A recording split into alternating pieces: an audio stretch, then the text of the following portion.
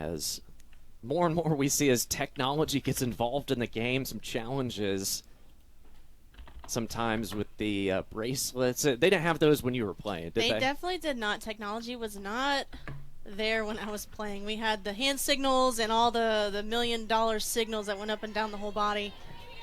As we'll start here with Ponick against Falby, and strike one, a start time of 6:08. Starting center fielder coming off a couple of walks over at JU yesterday. First time against North Florida, had 2 runs scored with a walk. Last couple of weekends, challenges against Texas and Texas A&M. For a 2-2 pitch, this one will go again for the orange and blue. Gators here in this complex are 3-0 all time. And on the road this season, a 7-1 record. For 2 balls and 2 strikes, Ponick the pitcher. 22 innings this year. Over to the left side of the infield, and that one thrown high, but I think Falby was going to be safe in any case. Kelsey Vogel to start. A chance to get it out unless she cuts that off. To the infield single. And the Gators, of course, get on base right away. And you've got to watch out for Kendra Falby. 29 of 30 on stolen bases this year. Here's the freshman right fielder. Ainsley talked about her in the open. Just a fantastic player is number 21. Already, of course, getting national recognition. First game against the Ospreys had a homer.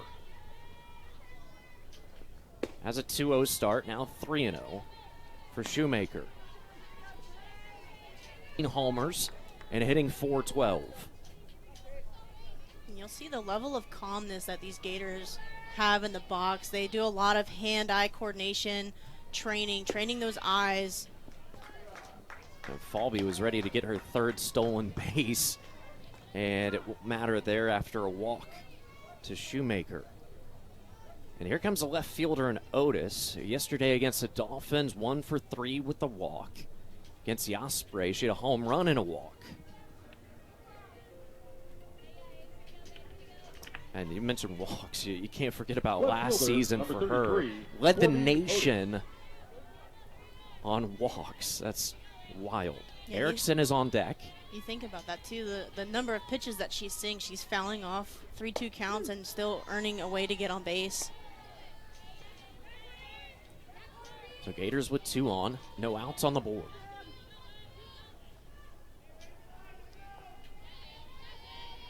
Otis with the .341 batting average will show bunt, and it's going to be a double steal there for the Gators. And just like that, they're in scoring position. Gators this year, 5-0 record against Atlantic Sun teams. Otis. RBI opportunity. Pitch from Ponick. First 2 batters getting in on. Falby with the single. The infield hit. Shoemaker with the walk.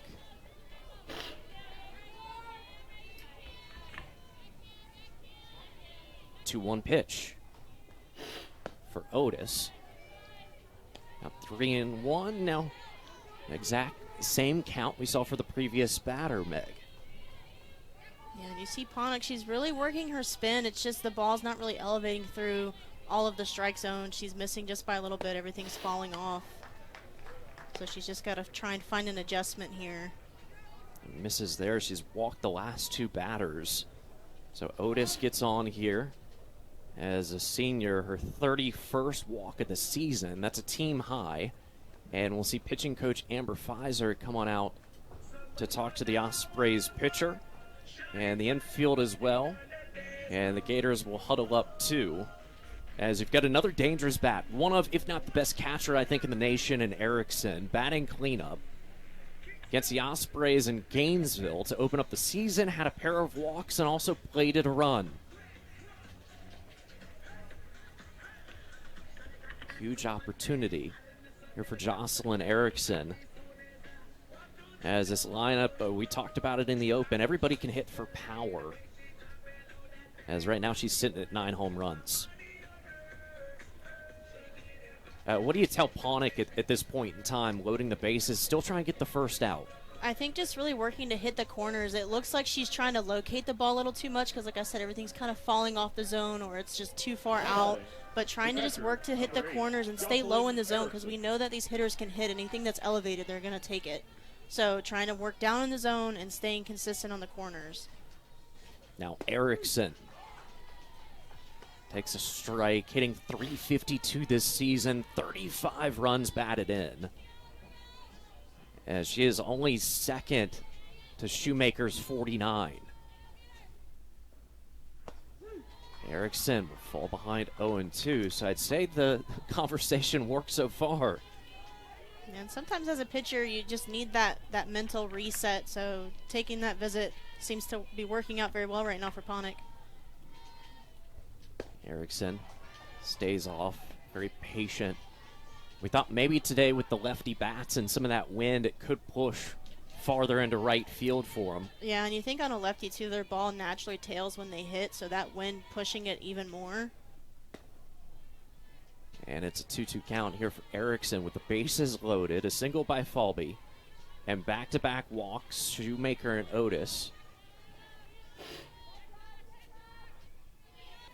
Erickson fighting here, another 3-2 pitch.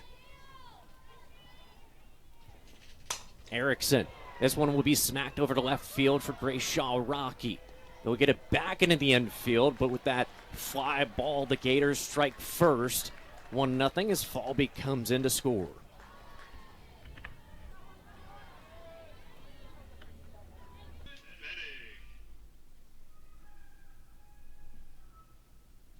As Brock gets out immediately on that first pitch, and we move to Allison Benning here. Amazing. Very rarely do you see somebody in their conference also leading with ERA, strikeouts. She's hitting .402. Yeah, I think back, I was thinking about it earlier, like the batting lineup, that change that they made moving Benning to the two-batter after a little bit of a struggle. She was seeing the ball well, just wasn't in the right spot in the lineup, and Coach Conrad made some changes, and it's been working for them. Yeah, as they talked about it, and they wanted to get her out of that leadoff spot. It worked for a little bit, but moved her back down to 2 behind Brock. As Oxley fell behind, it's now 3-1 against Benning. I don't think we'll see pitch tonight. Most likely we'll see her pitch game 1 on Saturday. Against Oxley. This one behind the plate. Erickson sees it go into the bleachers back there. She's still kind of waiting on it, too. Yeah, we don't have that above netting. Like, our netting goes all the way up in front of the fans, but there's not a cross netting that goes overhead, and most complexes have one, so the ball will roll back down. 4 wins, 2.20 ERA, and a strikeout there for the freshman. Excellent job, Oxley. Retires Benning, and she'll be the toughest bat that she'll see here tonight. As Vogel, the starting shortstop, now batting, and we've got Ainsley has more about this Ospreys offense. Ainsley. The Ospreys are coming off a weekend sweep to start off conference play, but they'll have another big test against a top 5 opponent, Florida. UNF swept Stetson in run rule fashion this weekend. North Florida's offense has been something head coach Jeff Conrad has always prided his team on.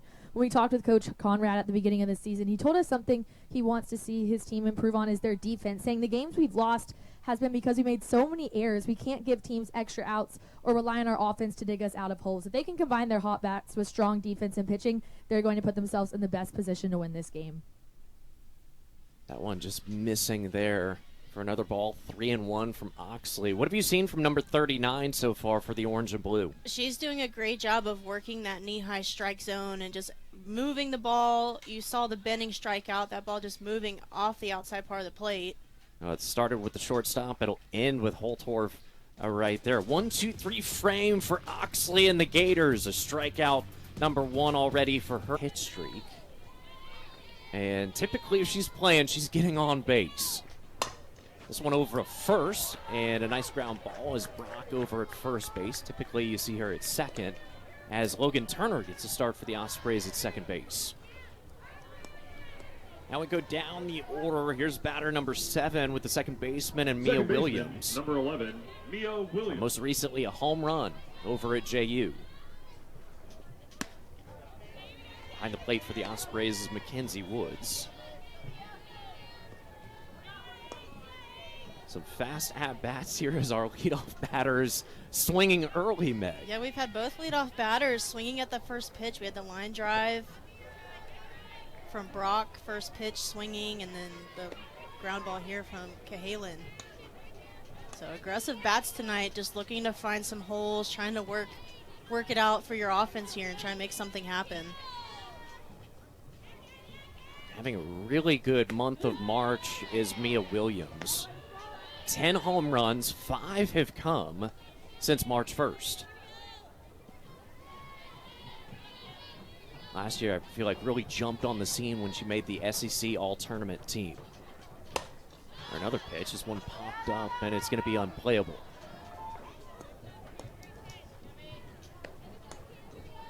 First meeting against North Florida, 0 for 1, but did score a run. Just on that first inning for the Gators, if you're just now joining us, 1 run scored with 1 hit. Falby got the infield single.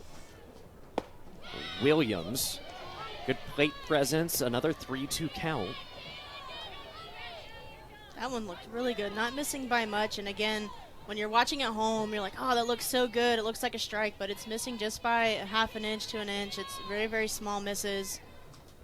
As this one over to third and just past the arm, bounced over Reichert for a hard hit single. And Ava Brown, a sophomore, first time against North Florida, went 0 for 2 with a walk, but yesterday a home run. Begins with a strike. Last year we saw here in Jacksonville, she was their main pitcher. Hitting .297 this season. Williams at first base with 1 out. So we did have to tarp the field. I don't think it ever rained here, but there was some threat. We had a cell kind of move very close to us. Yeah, there was a band that it said it was like a 40% chance of coming down, but I think it just kind of split up once it got to the river. But definitely looks like it was coming down. As this one gets popped up. Shaw Rocky in that vicinity, and the Ospreys able to record the out right there with Vogel in a tough spot. And the Ospreys able to get the second out. So we move on down. Here's batter number 9 Riley Holtorf. for the shortstop, Riley Holtorf. Williams still over at first base. I feel like ever since we saw the mound or the visit to the circle, that really Cameron Ponick has settled down and looked much better. Yeah, and even when her pitches are missing out of the zone, she's coming right back. And, you know, Florida's going to hit the ball hard. They're a top-ranked team. They know what they're doing. They're composed in the box. So knowing that those hard hits are going to come, Ponick's really still going right at these hitters and coming right back into the zone. A third pitch here, Holtorf, and this one will go to the left field again. Another base knock as a pair of singles here for the Gators in this second inning. So much white. Back to the top here for the Gators with Falby. So Williams at second, Holtorf over at first base. Falby, very dangerous, leads the team with 49 hits. As this one will be back to the circle, Ponick, and able to get that third out right there, an essential one here in the second. A pair of hits for the Gators, Williams and Holtorf with singles, but nothing comes across. We move to the home half of the second for North Florida, as it'll be Culp, Shaw, Rocky, and Reichert. For Oxley, Meg, it was a very quick first inning, a 1-2-3, a strikeout, and she only needed 12 pitches. That's not very tough net right now. I'd say if you're hitting something in the infield, it's going to be tough if you're looking over at first base. Walsh, Williams, Holtorf, and Cahalan, your infield for the Gators. Culp just got a little piece of it. She's batting cleanup for this one. Congrats to her as she got her 100th career hit as an Osprey just this past Saturday. For Culp. Stays off of it for a 2-2 count.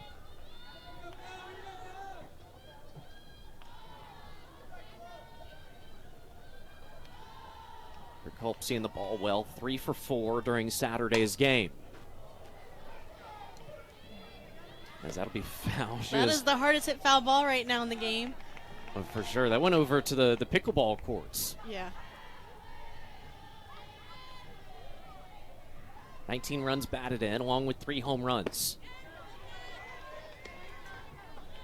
And we've seen now, Culp is the second Osprey to see a full count. Yeah, I'm just noticing Caitlin Oxley again. She is a freshman, but that stamina that she carries, you know, you wouldn't think that. Just she's going right back at these hitters. She's not afraid to fall behind an account, but she's done a really good job of hitting her spots so far. I mean, she's only seen 3 batters, so she's doing something very well. I keep up with a lot of Central Florida softball. And I remember hearing her name. There's her second strikeout right there. Culp just got some of it, but she already struck out Benning. And here's another look. The left fielder, See that pitch number just 22. painting that corner. It's curving and coming back on, but just a great pitch. And again, she's doing a little bit better job against Ponick right now with working those outer corners and not leaving it so much over the heart of the plate. Some of those harder hits we've seen that have been given up are just the ball's a little bit too much on the wide of the plate. Talking to Coach Mario earlier today, I said, "Are you surprised by this young lady right here?" I said, "Not really. You know, we saw it during the summer with Grace Shaw Rocky, and she has really proven herself over the last couple of weeks. I mean, rarely do you see any program get a freshman of the week for the or player of the week for the conference."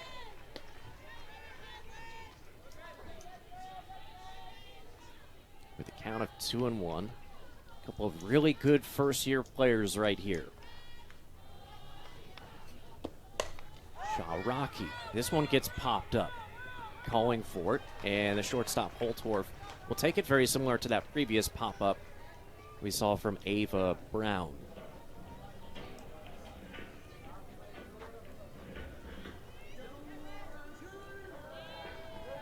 So Oxley working very number well 33, here. Hadley And you bring Reichert. up Hadley Reichert, who along with Shaw Rocky hitting well down at Stetson this past weekend.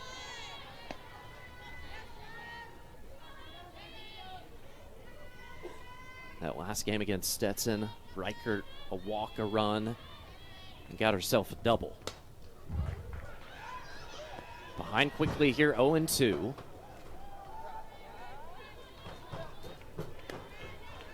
I thought that young girl was going to get that ball. She was determined. Yeah, I saw 2 or 3 gloves go flying up, and one girl was running with her glove. So, got some action in the stands. This one will be over in the right field, and just down that line there is Shoemaker. And a second 1-2-3 inning here for Oxley and the Gators. We'll take a break here at the UNF softball for the Gators. Shoemaker a walk. Had a 3-1 count in that first inning. Stole a base. And was pretty close to scoring that second run for the Gators.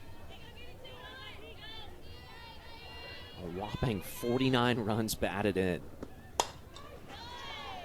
Fouls that pitch off, 1-2. And I get to be a little mini fan of Ashley Connor. Again, you mentioned she's a local, but I actually got to coach her when she was in 14U, so I've seen her when she was a youngster. Now that kind of just aged me a little bit, but it's exciting to see her, you know, back at a place where I got to play. And she's a great kid. I'm hoping that she does well once she's done with school. But just a really cool stage to see. Oh, for sure. As we got to fix a strap, it looks like, here for the catcher, Mackenzie Woods. And I think it broke. it snap off completely. And how about Taylor Shoemaker? Had an RBI over at JU. She's got 49 on the year. And right now it's the 5th most runs batted in by a Florida Gator freshman in school history. And currently, there's still a lot of softball left in the season. She's top 10 in runs scored by a freshman at 44. So she just keeps climbing the list. It's crazy, though, the level of athleticism you see with these freshmen coming in, these youngsters, and the things that they're able to do. And, that just speaks to recruitment as well. Like, seeing these kids on a big stage and really understanding that they know the game well enough coming in and being able to do some of these big things so early in their career. Yeah, very impressive. So it looks like new equipment here for the catcher, Woods. As those catchers take a beating, I tell you what, we saw one over the weekend when North Florida Baseball hosted JU, and man, the work that they have to do is incredible. Yeah, and I forget which game it was, but Woods, even just her blocking mechanics, there was some she would take off the shoulder, and I've seen Caravaca do the same thing, and they're not even wearing it off the gear. It's just coming off their body. Shoemaker fouls that one off, but you can see even just on foul balls, the power that she has. Still hitting .412. That sun, especially for the lefty batters, has to be in their eyes just a little bit. Pitch by Connor. This one past her glove. Second baseman Turner as this one takes a hop and it goes off of Brock. Woods is going to get down to it, and it will indeed. Here's Otis. Still just amazed by all those walks she had last season. That was probably one of the cooler numbers I saw preparing for the Gators throughout this week. 1-0 pitch from Connor. Well, that's going back to when we talked to Coach Conrad early this season that, if you have errors like this, especially in a conference game, they're going to crush you. It could be 2-1, and that could be a deciding run on base. Yeah, and going back to what Ainsley said earlier as well, defense is what wins ball games if you think about it. You can score runs, but if you're not keeping your opponents at bay and really winning every inning, you're not going to come away with those big wins. Otis hitting .341. This one over to second base. Backing up Turner. Makes a throw there. And Shoemaker now at second.